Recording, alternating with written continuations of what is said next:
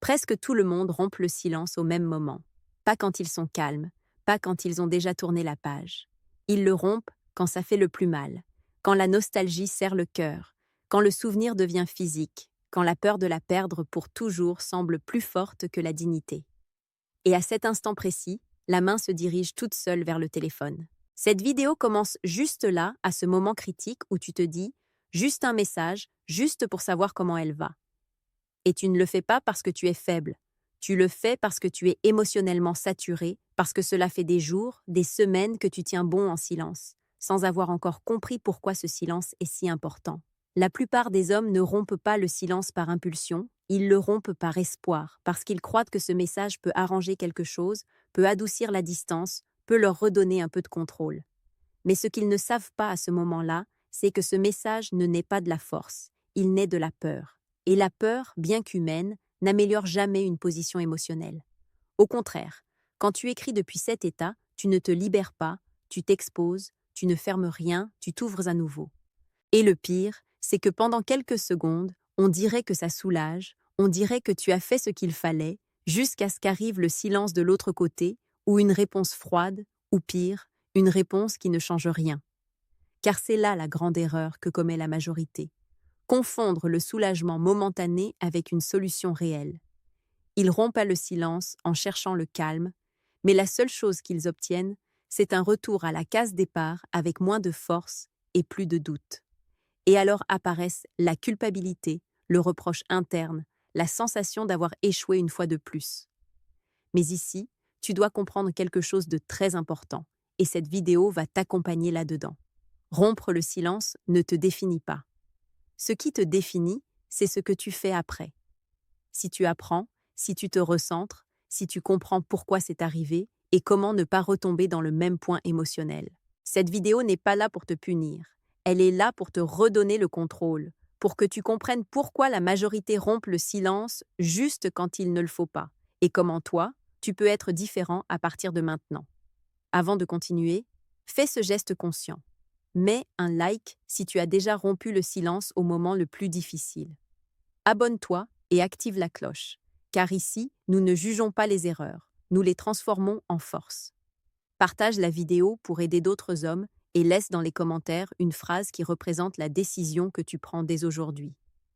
Je ne romps pas le silence, pas par fierté, pas par punition, mais par clarté. Parce que lorsqu'un homme comprend quand ne pas écrire, il commence à récupérer quelque chose de bien plus important qu'une réponse, le contrôle sur lui-même.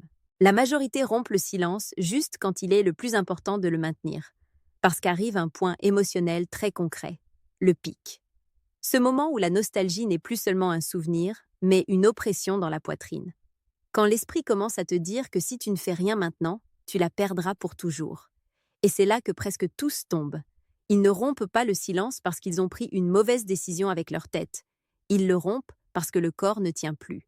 Parce que le silence, mal compris, est vécu comme une contention forcée, comme une répression, comme une lutte constante contre soi-même. Et quand le silence est vécu ainsi, il ne tient pas, il se brise. C'est ici que se trouve la clé que presque personne n'explique. Beaucoup d'hommes gardent le silence, mais restent émotionnellement accrochés. Ils continuent de vérifier leur téléphone, continuent d'interpréter des signes, continuent d'attendre une réaction. Et ce type de silence n'est pas du pouvoir, c'est de la tension accumulée. Ce n'est qu'une question de temps avant que ça n'explose. Le moment le plus dangereux n'est pas le premier jour ni la première semaine. C'est quand tu tiens bon depuis un certain temps et qu'il semble que rien ne change. Quand tu commences à penser que le silence ne fonctionne pas, quand tu doutes de toi, quand tu te compares aux autres et qu'alors apparaît la phrase la plus traître « Qu'est-ce que j'ai à perdre ?» À cet instant, le cerveau cherche un soulagement, pas une stratégie. Il cherche à calmer l'anxiété, pas à te placer dans une meilleure position. Et écrire devient une voie rapide pour faire baisser la pression interne. Le problème, c'est que ce soulagement dure quelques secondes et le prix émotionnel dure bien plus longtemps, car après avoir écrit, tu dépends à nouveau d'une réponse que tu ne contrôles plus. C'est ici que tu comprends quelque chose d'important. Rompre le silence n'est pas une erreur morale, c'est une erreur de timing émotionnel. Cela arrive quand tu es le plus vulnérable, pas quand tu es le plus clair. C'est pour ça que ça fait si mal après. C'est pour ça que vient la culpabilité. C'est pour ça que tu te promets de ne plus le refaire jusqu'à ce que tu ressentes à nouveau ce même pic. Ce point est fondamental pour te repositionner, car il ne s'agit pas de force brute ni de tenir par fierté. Il s'agit de comprendre tes propres pics émotionnels pour ne pas prendre de décision à partir d'eux. Lorsqu'un homme comprend cela, il arrête de lutter contre lui-même et commence à mieux se soutenir. Rompre le silence ne t'a pas rendu faible, cela t'a montré exactement où tu avais le plus mal. L'inquiétude vient quand le corps ne tient plus, et à partir de là, si tu apprends à soutenir ce point, tu n'écris plus par anxiété. Tu écris, si jamais tu le fais, depuis le calme. Il y a quelque chose que tu as besoin de comprendre pour arrêter de te punir. Tu n'as pas rompu le silence parce que tu étais faible, tu l'as rompu parce que tu étais saturé émotionnellement, parce que cela faisait trop longtemps que tu contenais, que tu supportais, que tu réprimais ce que tu ressentais sans l'avoir vraiment traité. Et quand l'émotion n'est pas traitée, elle cherche toujours une sortie. Beaucoup d'hommes croient que le silence consiste seulement à ne pas écrire, mais à l'intérieur, ils restent en contact constant. Ils repassent les conversations, imaginent des réponses, interprètent des gestes, vivent dans l'attente de signaux. Ce type de silence ne repose pas, il tend. Et quand la tension s'accumule, le corps demande un soulagement immédiat. C'est là qu'apparaît le message. Tu n'écris pas parce que tu veux parler, tu écris parce que tu veux arrêter de sentir, parce que le silence mal géré fait plus mal qu'une réponse froide, parce qu'à ce moment-là, tu préfères n'importe quoi plutôt que de continuer dans l'incertitude. Et cela ne fait pas de toi moins qu'un homme, cela te rend humain, mais cela te place effectivement en désavantage si tu ne le comprends pas. Voici la partie que presque personne ne dit. Rompre le silence n'était pas une décision consciente, c'était une décharge émotionnelle. Tu n'as pas choisi depuis la clarté, tu as choisi depuis l'épuisement, depuis la peur accumulée, depuis l'espoir qu'une réaction externe calmerait quelque chose qui s'agitait en toi depuis longtemps. C'est pour cela qu'après avoir écrit, la paix ne vient pas, c'est le vide qui arrive, la honte, le reproche interne, car au fond tu sais que ce message ne te représentait pas. Il ne parlait pas depuis ton centre, il parlait depuis ta blessure. Et quand un homme agit depuis sa blessure, il sent toujours qu'il s'est un peu trahi. Ce point est clé pour te recentrer, car il ne s'agit pas de te promettre de ne plus jamais écrire. Il s'agit de ne plus revenir à ce niveau de saturation, d'apprendre à décharger l'émotion avant qu'elle n'explose, de comprendre que le silence n'est pas une répression, c'est un espace, mais il ne fonctionne que lorsque tu t'occupes aussi de ce que tu ressens. Rompre le silence ne t'a pas enlevé ta valeur, cela t'a montré exactement quelle partie de toi était débordée. Et quand un homme identifie cela, il n'a plus besoin de se punir, il a besoin de mieux se soutenir, car le véritable contrôle n'est pas de tenir plus longtemps, mais de ne plus décider depuis la limite. Lorsque le silence est rompu, il se produit quelque chose que beaucoup d'hommes n'attendent pas.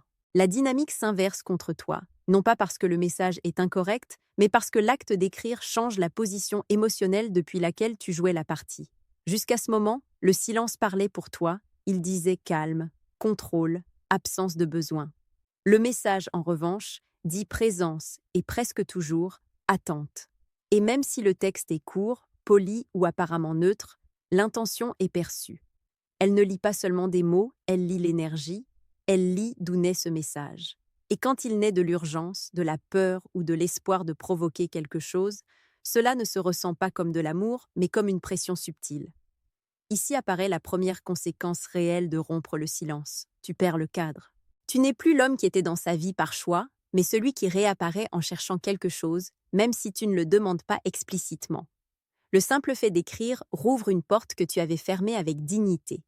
Et quand une porte s'ouvre par nécessité, l'autre n'entre pas, il observe. Elle peut répondre, elle peut le faire avec politesse, elle peut même sembler proche, mais cela ne signifie pas que le message a amélioré ta position.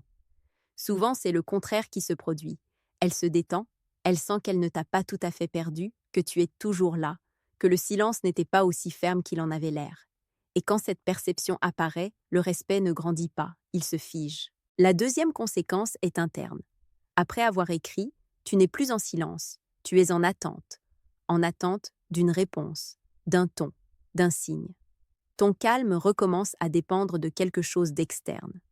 Et c'est là que l'erreur pèse le plus, parce que tu n'as pas seulement rompu le silence avec elle, tu as rompu le silence avec toi-même.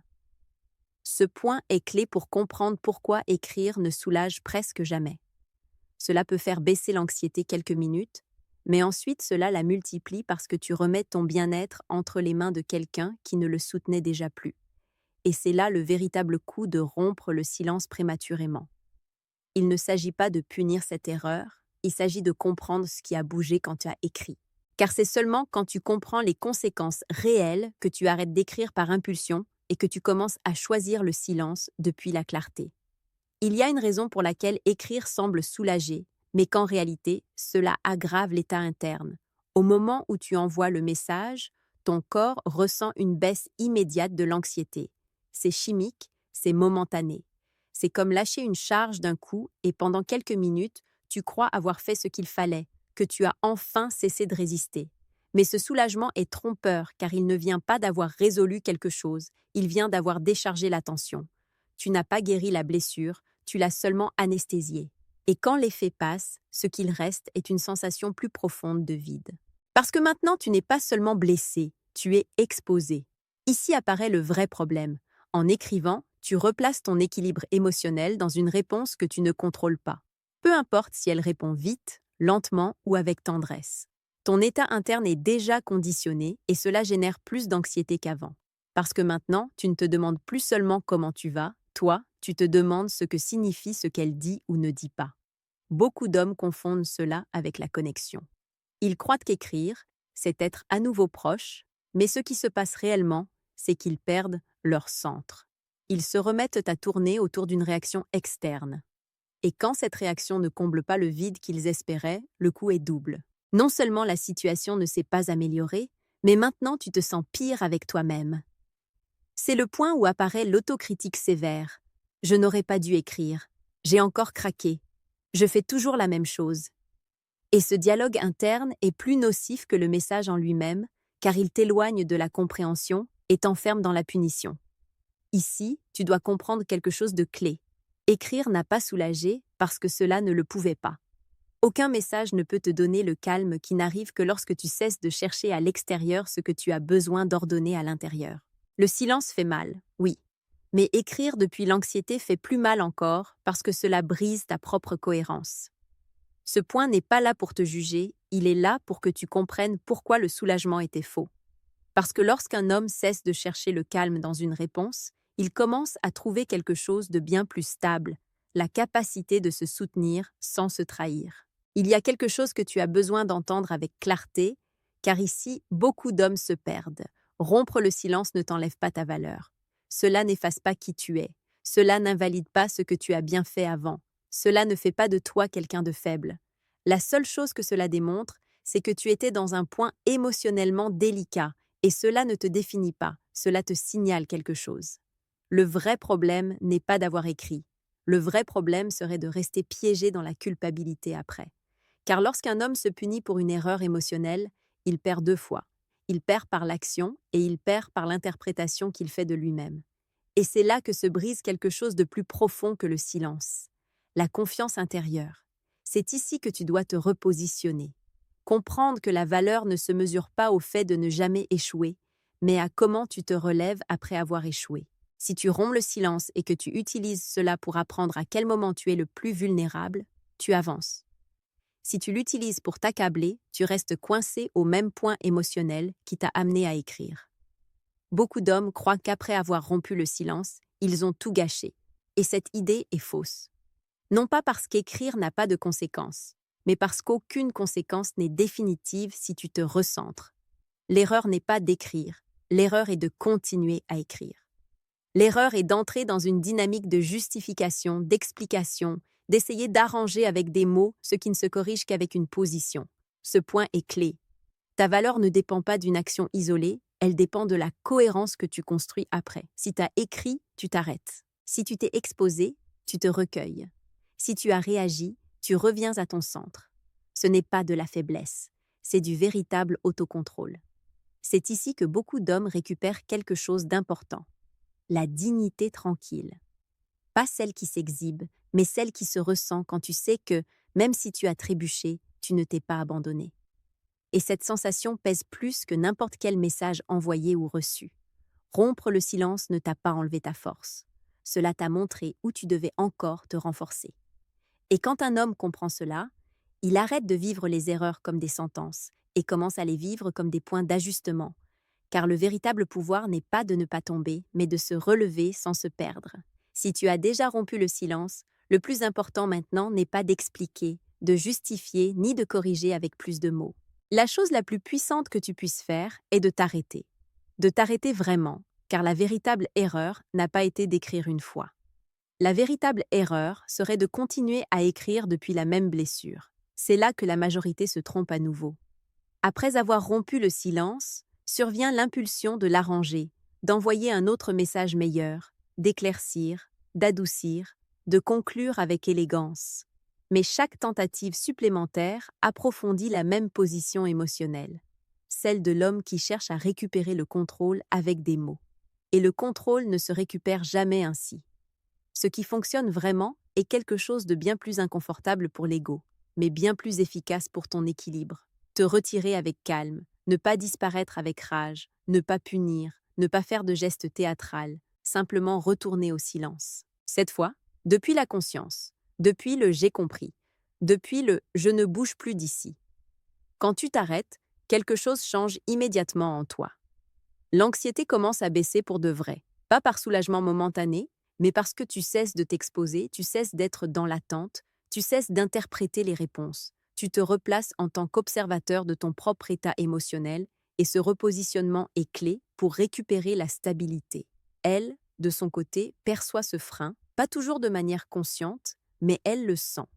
Elle remarque qu'il n'y a pas de continuité, pas d'insistance, pas d'explication supplémentaire, et cela réordonne la dynamique bien plus que n'importe quel message bien écrit pourrait le faire, car le silence postérieur efface l'urgence du précédent. Ce point est crucial. Ce qui définit ta position n'est pas l'erreur, c'est la conduite qui la suit. Si tu as écrit et qu'ensuite tu t'arrêtes, tu te repositionnes. Si tu as écrit et que tu continues, tu t'enfonces davantage dans la même dynamique. La différence n'est pas dans le passé, elle est dans la décision que tu prends maintenant. Tu n'as pas besoin de faire quelque chose d'héroïque, tu as besoin de ne plus continuer à réagir. Parce que lorsqu'un homme comprend quand s'arrêter, même s'il a échoué avant, il récupère quelque chose de bien plus précieux que le silence. Il récupère le contrôle de sa propre impulsion. Le silence qui fonctionne vraiment n'est pas celui utilisé comme punition, ni celui maintenu par la rage. C'est le silence qui naît quand tu cesses d'avoir besoin d'une réaction, quand tu n'es plus en pause à attendre quelque chose, quand tu ne mesures pas le temps, ni n'interprètes les gestes. Ce silence ne pèse pas, il ordonne. Ici, tout change. Parce que tu ne te tais plus pour provoquer, tu te tais parce que tu n'as rien à prouver. Tu ne réprimes pas des mots, tu respectes ton centre. Et cette différence, bien qu'elle ne se voit pas de l'extérieur, se ressent avec force de l'intérieur. L'anxiété baisse parce qu'il n'y a plus de lutte interne, plus de résistance, il y a l'acceptation qu'en ce moment même, ne pas écrire, c'est prendre soin de toi. Ce silence n'a pas besoin de durée exacte ni de règles rigides. Il ne se compte pas en jours ni ne se mesure en résultats. Il se maintient tant que tu te sens stable en lui. Et quand un homme agit depuis la stabilité, même son absence communique quelque chose de différent. Pas d'urgence, pas de besoin, de la cohérence. Elle perçoit ce changement non comme un défi, mais comme une réalité nouvelle. Elle remarque qu'il n'y a pas d'aller-retour, pas de message impulsif, pas d'explication tardive, et cela reconfigure la dynamique plus que toute tentative de contact. Parce que le silence ferme ne demande rien, il marque une position. Pendant ce temps, tu commences à récupérer quelque chose d'essentiel, ton rythme interne. Tu cesses de vivre pendu au téléphone. Tu cesses d'anticiper des scénarios. Ton énergie te revient, et quand cela arrive, le silence cesse d'être un effort et devient un repos. Tu ne te tais plus pour tenir le coup. Tu te tais parce que tu es bien comme ça. Ce point est clé, car ici le silence cesse d'être une technique et devient une conséquence naturelle de ton état. Il n'y a pas de peur de le rompre parce que tu n'es plus à la limite. Il n'y a pas de tentation constante parce que tu n'es plus vide. Et c'est là la base réelle de l'autocontrôle. Le silence qui fonctionne ne s'impose pas, il s'habite. Et quand un homme habite son silence, il n'a plus besoin de répéter des promesses car son calme parle pour lui. À ce stade, il se produit quelque chose qui marque la différence entre répéter le schéma ou en sortir. Tu commences à apprendre de toi-même, non pas depuis la culpabilité, mais depuis l'observation honnête. Tu te rends compte de ce qui t'a amené à rompre le silence, quelles émotions t'ont débordé et à quel moment exact tu as perdu ton centre, et cette compréhension te redonne du pouvoir. Ici, il ne s'agit plus d'elle, il s'agit de toi, de reconnaître tes cycles internes, de savoir quand la nostalgie se transforme en anxiété, quand le souvenir devient urgence. Et quand un homme identifie ces moments, il cesse d'en être l'otage. Il n'agit plus en mode automatique, il commence à choisir. Cet apprentissage n'est pas théorique, il est corporel. Tu commences à sentir quand ce n'est pas le bon moment pour écrire, quand une émotion a besoin d'être soutenue et non déchargée. Et pour la première fois, tu restes avec toi-même dans cet instant inconfortable sans fuir. Cela renforce plus que n'importe quelle réponse externe. Elle, pendant ce temps, perçoit quelque chose de différent dans ton absence. Ce n'est pas le silence nerveux d'avant, c'est une absence ferme, une absence qui ne demande rien, et même si elle ne l'analyse pas consciemment, elle le sent. Car l'homme qui apprend de lui-même ne retourne plus au même endroit émotionnel. C'est ici que le silence cesse d'être une lutte et devient une conséquence naturelle de ta nouvelle position. Tu n'as pas à te répéter la phrase, mais tu l'incarnes « Je ne romps pas le silence », non par promesse, mais parce que tu ne te places plus au point depuis lequel on le rompt. Ce point est clé parce qu'ici tu comprends quelque chose d'essentiel. Le vrai changement n'est pas de tenir plus, c'est d'avoir besoin de moins. Moins de réponses, moins de validation, moins de soulagement immédiat. Et quand un homme a besoin de moins, sa présence, même en silence, devient plus solide. Tu ne réagis plus pour te calmer. Tu te soutiens jusqu'à ce que ça passe et là se révèle une vérité puissante. Quand tu apprends de ce moment où tu as failli tomber, non seulement tu maintiens le silence, mais tu commences à devenir un homme qui ne s'abandonne plus quand il se sent le plus vulnérable. Tout converge ici, pas dans une réponse de sa part, pas dans un résultat externe. Tout converge en toi, dans le fait de réaliser que le silence n'est plus une stratégie que tu tiens en serrant les dents, mais une position que tu as choisie parce qu'elle prend soin de toi, parce qu'elle t'ordonne, parce qu'elle te ramène à toi quand il serait plus facile de te perdre. Si tu regardes en arrière, tu vois clairement le schéma, le moment où presque tous tombent, l'instant où la peur pousse la main vers le téléphone, et maintenant, tu sais quelque chose que tu ne savais pas avant. Rompre le silence ne t'aurait pas donné la paix, cela n'aurait fait que prolonger la confusion. Aujourd'hui, tu n'as pas besoin de le vérifier, tu le sens. Elle peut suivre son chemin, elle peut réagir ou non, elle peut penser ce qu'elle veut, et pour la première fois, cela cesse d'être déterminant pour ton état interne. Non pas parce que ça n'a pas d'importance, mais parce que ça ne gouverne plus ton équilibre. Le silence a cessé d'être une attente et est devenu une conséquence naturelle du fait d'être centré. C'est la véritable conclusion de la vidéo. Comprendre qu'il ne s'agit pas de gagner quelqu'un, mais de ne pas te perdre toi-même au moment le plus vulnérable, que le silence bien mené n'est pas une absence, c'est une présence interne. Et quand un homme se maintient présent avec lui-même, il n'a pas besoin de courir après quoi que ce soit.